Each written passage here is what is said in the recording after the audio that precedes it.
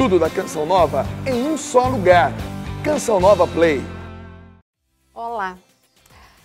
A gente quer envelhecer, mas precisa envelhecer com qualidade de vida, né? Ninguém quer ficar aquela pessoa toda debilitada.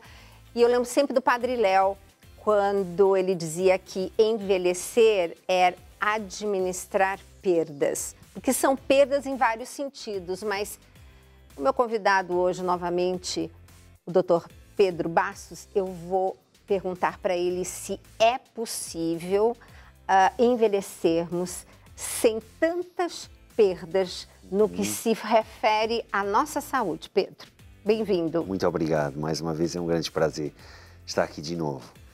Relativamente ao envelhecimento, obviamente quando nós falamos do envelhecimento, nós imediatamente pensamos naquilo que observamos em pessoas já com muita idade, em que elas têm uma grande perda da autonomia, estão dependentes de outros, têm doenças, quase todos os idosos estão tomando algum fármaco. Sim. Até dizemos que um dos principais fatores de risco para a hipertensão arterial é o envelhecimento. Mas quando nós vamos olhar para outras populações que não são a nossa, de países industrializados, eu digo de uma forma global, porque existem pessoas, obviamente, aqui na nossa população que saem da regra, da curva. Mas, quando olhamos de uma forma global para várias outras populações que têm um estilo de vida mais tradicional, já explicarei o que é isso, nós vemos que o envelhecimento não é sinónimo de doença.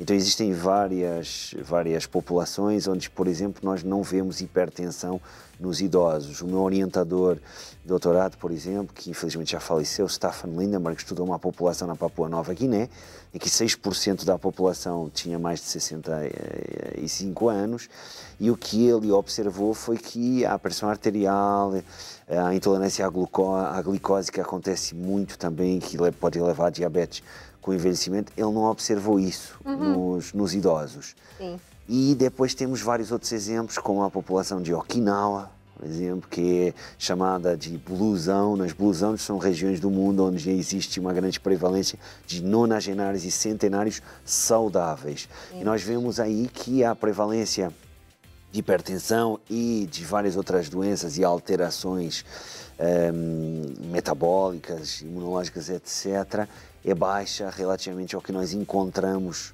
nos nossos idosos dos nossos países, Brasil, Portugal, vários países europeus, Estados Unidos, etc. E Pedro, o que eles têm de diferente? Tem diferente o estilo de vida. E o estilo de vida inclui muito mais do que simplesmente a atividade física regular, isso é algo fundamental, e não estamos falando, nesse caso concreto, deles serem atletas ou irem na academia todos os dias. Não, estamos falando deles terem tido ao longo da vida sempre a atividade física, que é a atividade física normal, que nós também deveríamos ter, mas que não temos. O caminhar, o trabalhar, no caso deles, às vezes no jardim ou na agricultura, ou seja, utilizarem o seu corpo para fazer as atividades do dia a dia. Nós muitas vezes não utilizamos e utilizamos meios extras, como o carro, como o elevador, a escada rolante, etc. Então esse é um detalhe que se vê em todas estas populações longevas, é que eles se mantêm fisicamente ativos até muito tarde. Segundo lugar, a dieta. Aqui não é uma dieta igual, obviamente, ela difere de local para local, mas é uma dieta tradicional, uma dieta constituída essencialmente por alimentos in natura, poucos alimentos processados, especialmente ultraprocessados. E algo também importante que muitas vezes nós esquecemos é que a qualidade da dieta é fundamental, obviamente. A dieta tem que fornecer todas as vitaminas e minerais, todos os nutrientes essenciais, mas além disso ela não deve conter uma série de fatores que podem ser adversos, como o que nós encontramos em alimentos cozinhados a altas temperaturas, por exemplo, que contêm substâncias que podem ser pró-inflamatórias, pró-oxidantes, acelerar o envelhecimento. Encontramos em alguns tipos de alimentos que contêm gorduras trans, por exemplo, excesso de açúcar, etc. Não é isso que nós vemos nessas dietas, mas em alguns casos vemos dietas que têm mais alimentos de origem vegetal, noutros que têm menos alimentos de origem vegetal, um pouco mais de alimentos de origem animal. Então não é essa a questão de ter que ser uma dieta só mais vegana, uma dieta com menos carboidratos ou com mais carboidratos. É cultural, né? É cultural, não é esse o foco. O foco não é esse. O foco é a qualidade da dieta, mas além disso, também a quantidade, ou seja, o balanço energético. Então, em várias destas populações, em especial Okinawa, que é aquela que eu conheço melhor, nós vemos que a prevalência de excesso de peso, a obesidade é muito baixa. E nós sabemos que a obesidade, ela acelera o envelhecimento. O excesso de gordura, principalmente na região visceral, acelera o envelhecimento.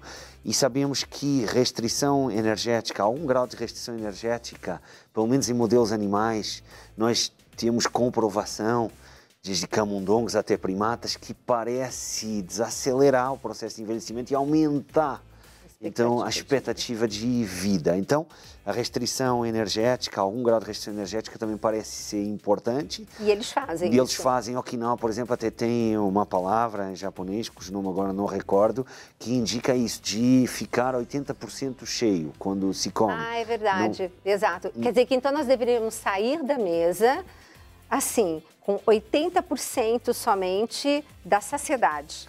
Eu penso que sim, na sociedade em que nós estamos, em que, infelizmente não todos, mas muitos de nós têm acesso regular a uma grande quantidade e variedade de alimentos, nós deveríamos, e que isso pode levar a que nós comamos em excesso, obviamente, nós deveríamos tentar evitar isso e tentar comer um pouco menos do que aquilo que às vezes até necessitamos, pelo menos em alguns dias. Ah, bom. E privilegiar legumes, verduras, claro, obviamente. Frutas também. Eu lembro bem de um amigo em comum, o André, que dizia assim, que fruta também não é tudo aquilo, né? Que temos que comer principalmente as frutas escuras e mais selvagens, porque as nossas atuais, elas foram geneticamente modificadas para serem grandes e muito doces, né?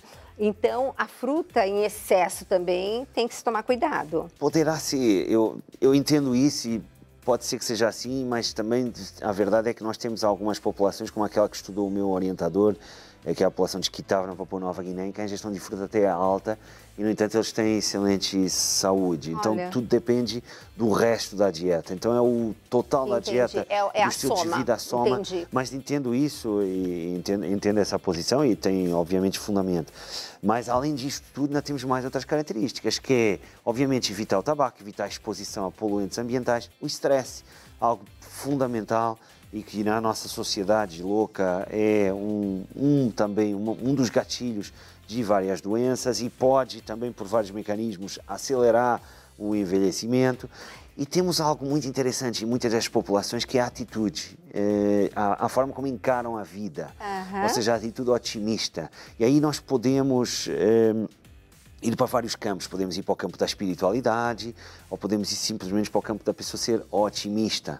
E isso também parece afetar o nosso sistema imune, afetar o nosso sistema endócrino, ou seja, as nossas hormonas, os nossos neurotransmissores, e isso afeta também a nossa saúde, vamos dizer assim. Então, é o estilo de vida como um todo que realmente determina se nós vamos ter um envelhecimento saudável ou não.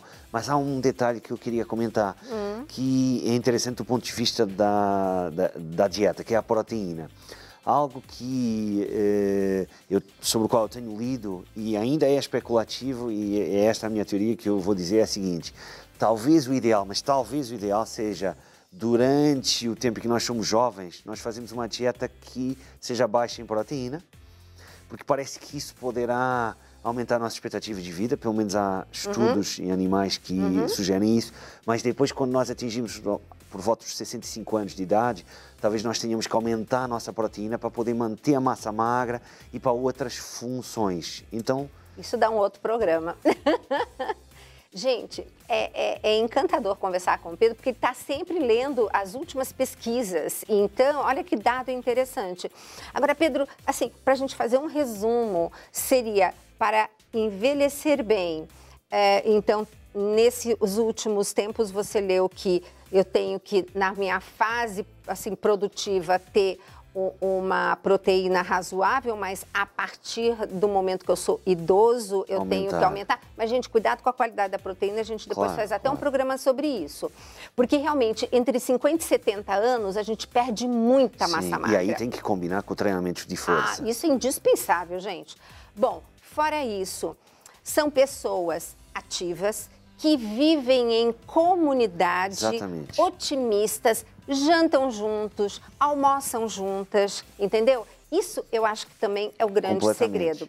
Mas a gente vai voltar com esse tema, viu, Pedro? Porque eu gostei muito e acho que você tem muito mais coisa para falar. Tanto que eu até gostaria de terminar dizendo isto, que o maior preditor de mortalidade parece ser o isolamento. Olha, então, isto que você acabou de falar, que é algo que eu não tinha mencionado e que eu acho fundamental, é isolamento. Esta vida em comunidade. Parece ser muito importante também. Bom, indiscutivelmente, Pedro, nós vamos marcar novamente para você vir para a gente terminar essa pauta, porque ela é muito rica. Espero que vocês tenham gostado e eu espero vocês no próximo Mais Saúde.